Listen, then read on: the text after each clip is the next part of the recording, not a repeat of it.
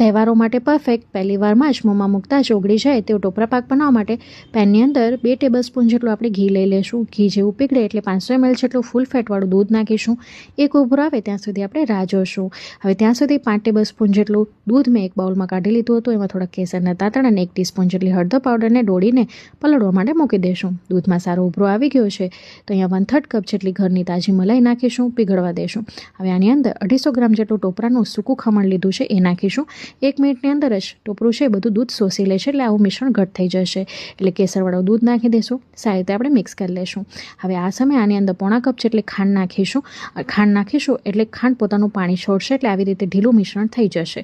હવે આ સમયે 1 ટીસ્પૂન જેટલો એલચીનો પાવડર નાખી મિક્સ કરી લઈશું. આ રીતનું ડ્રાય મિશ્રણ થઈ જાય અથવા તો હાથેથી ઘોડો વાળીએ એવું મિશ્રણ થાય ત્યાં સુધી પકવવાનું છે. છેલ્લે 2 ટેબલસ્પૂન જેટલું ઘી નાખી સારી રીતે મિક્સ કરી લઈશું. ગ્રીસ કરેલી થાળીની અંદર આને પાથરી દઈશું. ઉપરથી ટોપરાના ખમણથી ગાર્નિશ કરીશું.